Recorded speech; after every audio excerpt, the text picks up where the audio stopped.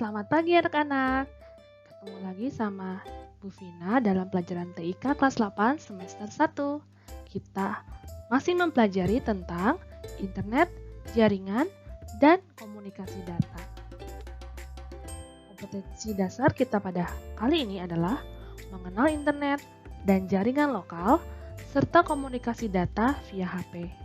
Tujuan pembelajaran pertama, mendeskripsikan prinsip, kegunaan, dan manfaat internet.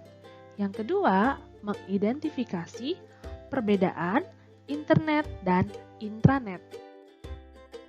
Apa sih manfaat internet?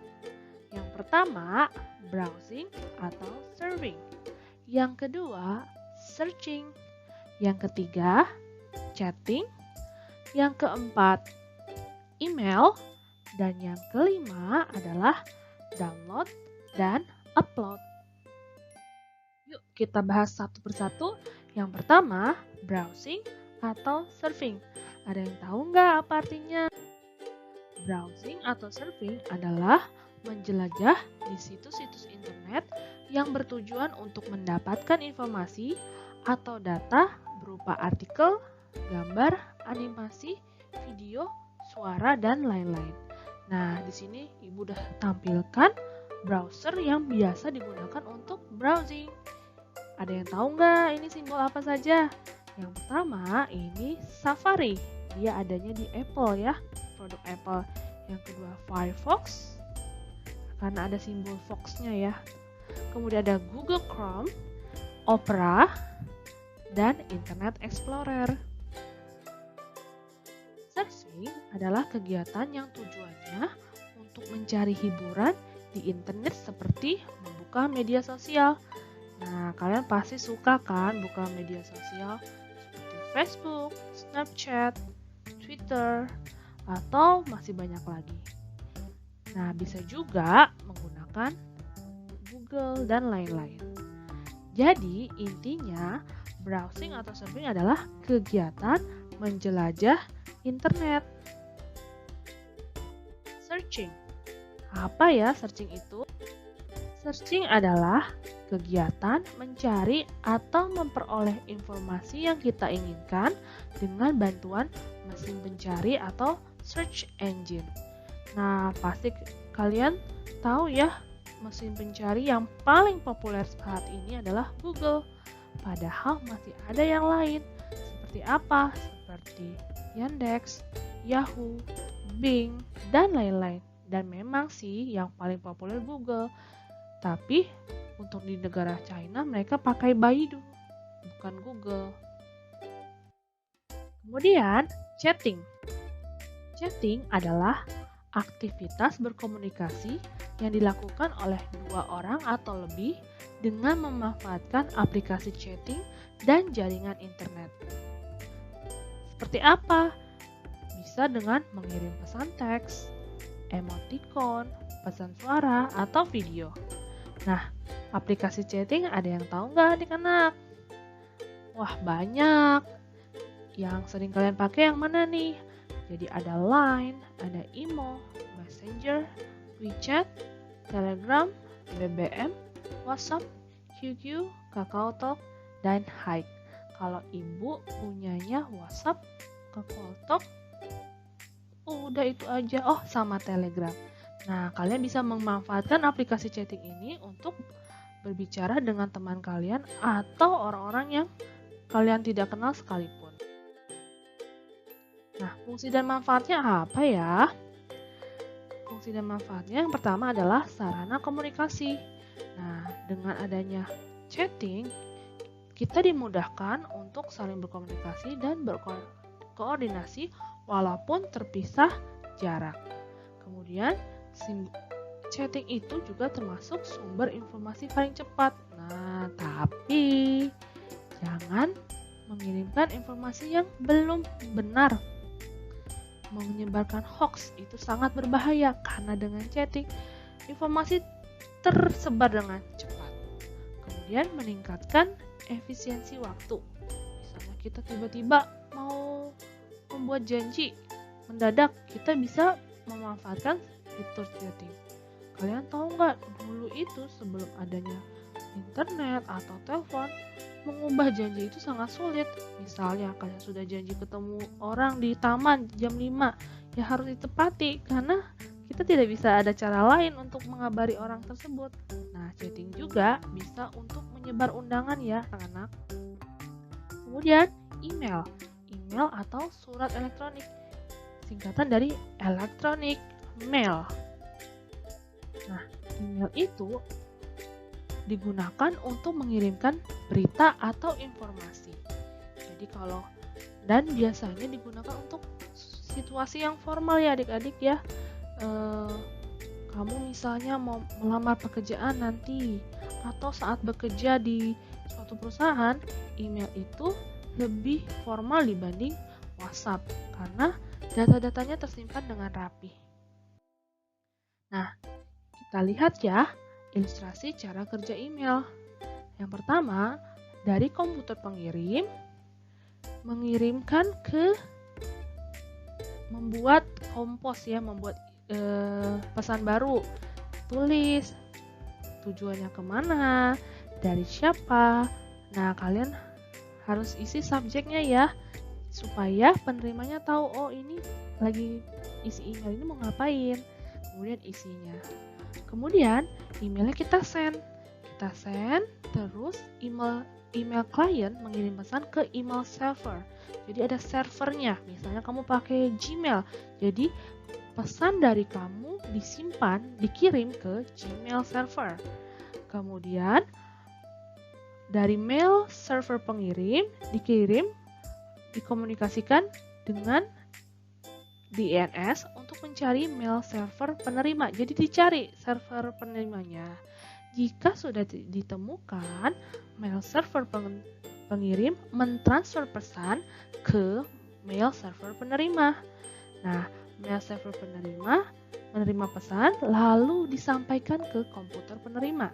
Ketika penerima mengakses email klien, pesan akan diunduh untuk ditampilkan pada komputer penerima.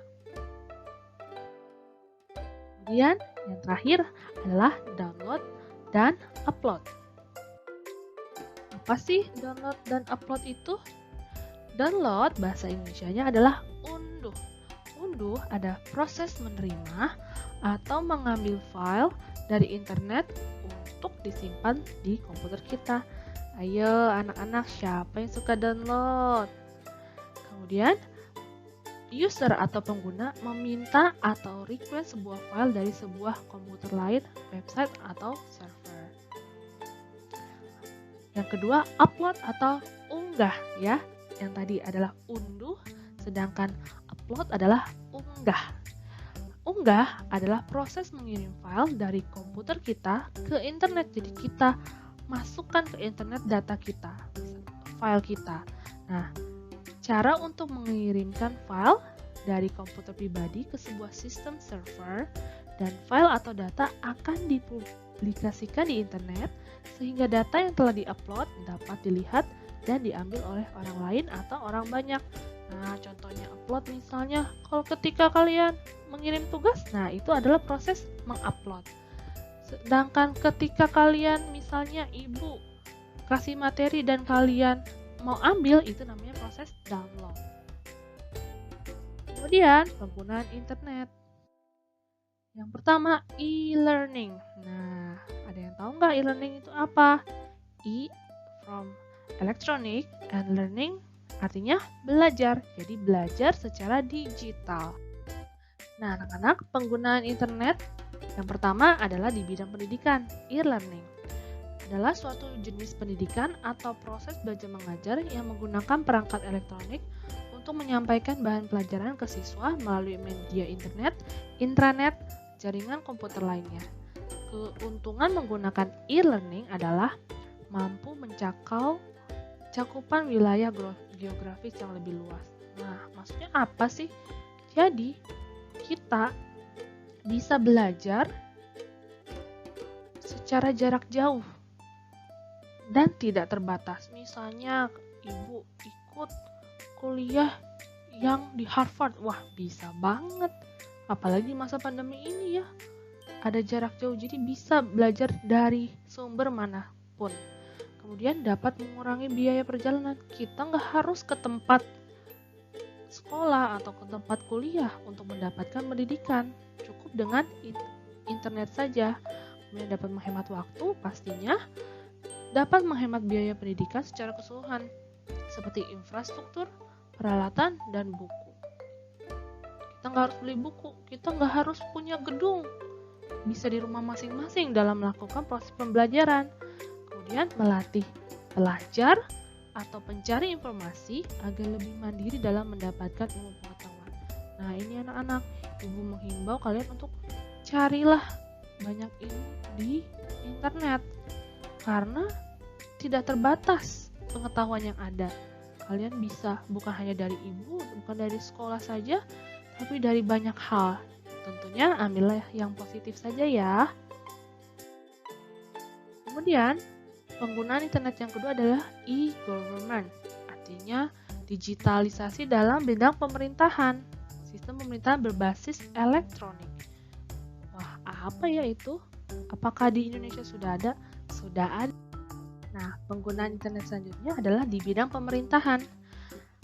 Pengertiannya adalah pemakaian atau penggunaan teknologi informasi yang meningkatkan hubungan antara pemerintah dengan pihak-pihak lain.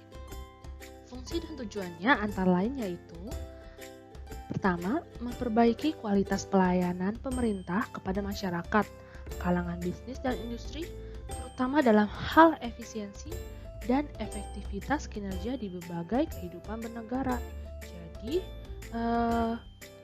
masyarakat dapat terlayani walaupun tidak secara tatap muka. Seperti itu. Kemudian yang kedua, meningkatkan transparansi dan mengontrol penyelenggaraan pemerintah dalam rangka penerapan konsep good corporate governance. Jadi dengan secara digital, kita bisa mengetahui misalnya pemerintah punya proyek sesuatu, nah sudah bisa dilihat adik-adik tender-tender apa, pengajuan apa, dan siapa pemenangnya, berapa biayanya. Kemudian, mengurangi total biaya yang dikeluarkan pemerintah maupun masyarakat, kalangan bisnis, dan industri untuk keperluan relasi dan interaksi sehari-hari. Yang keempat, memberdayakan masyarakat dan pihak-pihak lain sebagai mitra pemerintah dalam proses penentuan berbagai kebijakan publik secara merata dan demokratis. Kalian tahu di Jakarta itu ada aplikasi yang kita bisa melaporkan jalan-jalan rusak atau suatu pelanggaran. Nah, itu adalah salah satu e-government. Kemudian fungsi yang keempat adalah e-commerce. Nah, e-commerce adalah perdagangan elektronik. Wah, kalian pasti tahu dong ya, apa itu e-commerce? E-commerce adalah aktivitas penyebaran, penjualan, pembelian, pemasaran produk, bisa barang atau jasa, dengan memanfaatkan jaringan telekomunikasi seperti internet dan jaringan komputer. Fungsi dan tujuannya antara lain yaitu membeli barang yang kita butuhkan dengan mudah, mempermudah pemasaran dan promosi barang atau jasa, memperluas jaringan calon konsumen dengan pasar yang luas. Nih, lihat top 10 e-commerce di Indonesia dari data Goodstat tahun 2017 sampai 2020. Nah, yang paling pertama ada Shopee, Tokopedia, Bukalapak, Lazada, Blibli, dan masih banyak lagi. Wah, pasti yang mana nih yang kamu sering pakai nih untuk belanja atau mama papa kamu? Selanjutnya, e-banking atau perbankan digital adalah aktivitas perbankan yang dilakukan melalui internet yang memungkinkan nasabah bank, baik individu ataupun bisnis, untuk mengakses internet, melakukan transaksi bisnis, atau mendapatkan informasi produk dan jasa bank melalui jaringan pribadi atau publik, termasuk internet. Nah, transaksi apa sih yang bisa dilakukan melalui e-banking? Cek saldo, transfer uang, informasi rekening, pembayaran tagihan. Nah, kalian Tahu kan ini ada klik BCA nih, di sini kalian bisa cek saldo. Jadi nggak usah ke ATM lagi. Kalau malam-malam jam 1 pagi atau Shopee 10.10, oh ya 7.7. Itu kan yang murah-murah jam tengah malam. Transaksinya ya lewat e-banking saja. Tidak harus ke bank atau ATM. Oke, selanjutnya kita mau mengenal intranet. Kalau sebelumnya kita bicara tentang internet, sekarang kita mau bicara tentang intranet. Apa ya itu intranet? Intranet adalah sebuah jaringan komputer yang dibangun dengan mengadopsi teknologi internet, namun sangat terbatas dari segi privasi dan hak akses pemakainya. Intranet ditujukan untuk kalangan dalam organisasi tertentu. Kue Yautung pada tahun 1997 mengatakan bahwa intranet adalah LAN, Local Area Network, atau jaringan komputer lokal yang menggunakan standar komunikasi dan segala fasilitas internet. Jadi, intranet itu menghubungkan satu server dengan banyak komputer di suatu lokal, jadi suatu perusahaan, suatu organisasi. Sedangkan internet itu terhubung secara global. Itu bedanya ya anak-anak. Nah, kemudian ada juga istilah intranet dan LAN konvensional. Jadi sebelum adanya intranet, kita mengenal LAN konvensional. Konvensional itu artinya yang masih tradisional. Nah, keuntungan intranet dibandingkan LAN konvensional adalah pertama, tampilan antarmuka layaknya sebuah web. Jadi intranet walaupun dia lokal, tapi tampilannya seperti sebuah web pada sistem operasi, aplikasi, program, maupun database-nya. Yang kedua, memiliki fasilitas standar internet seperti browser, email, search engine, chatting, and FTP, File Transfer Protocol. Yang ketiga, dukungan integrasi database dan kompatibilitas dengan perangkat lunak yang telah ada seperti dengan FoxPro, SQL, maupun Oracle. Intranet tetap mempertahankan teknologi LAN seperti manajemen database, sistem terdistribusi, client server, sharing resource, dan peripheral. Dari segi keamanannya, LAN konvensional relatif memang lebih terjaga karena menggunakan jaringan komunikasi terproteksi VPN, Virtual Private Network. Nah, kita mau tahu pengembangan intranet. Berawal dari ditemukannya www oleh Tim Berners-Lee dan kawan-kawan di tahun 1989. Pada tahun 1995, mulai diperkenalkan oleh beberapa provider produk jaringan sesuai dengan kebutuhan informasi di dalam bentuk web pada suatu organisasi atau perusahaan. Nah, anak-anak, apa ya fungsi dan manfaat intranet? Yuk kita pelajari. Yang pertama, peningkatan produktivitas kerja. Dengan adanya intranet, tiap-tiap orang dalam organisasi atau perusahaan bisa dapatkan informasi untuk menunjang peran mereka dalam organisasi. Jadi data perusahaan bisa diakses oleh siapapun pekerjanya. Kemudian efisiensi biaya serta waktu. Nah, dengan produktivitas kerja yang semakin baik, pastinya pemanfaatan waktu dan biaya juga akan lebih efektif. Yang ketiga, kemudahan komunikasi. Intranet ini dapat membantu pada proses komunikasi antar divisi. Nah, di perusahaan besar itu kan banyak divisinya ya. Antar divisi baik secara horizontal, jadi sesama kerja, atau juga secara vertikal antara atasan dan bawahan. Yang keempat, operasi serta manajemen. Intranet ini sangat membantu proses operasional serta juga mengambil keputusan di dalam suatu organisasi atau perusahaan, baik itu secara internal atau juga antar organisasi. Jadi memudahkan pengaturan perusahaan. Yang kelima, kerangka perubahan budaya kerja. Tiap-tiap orang dalam perusahaan dapat terhubung serta bekerja sama secara online sehingga akan menimbulkan berbagai ide untuk kemajuan organisasi. Oke, untuk hari ini Sampai sini dulu ya.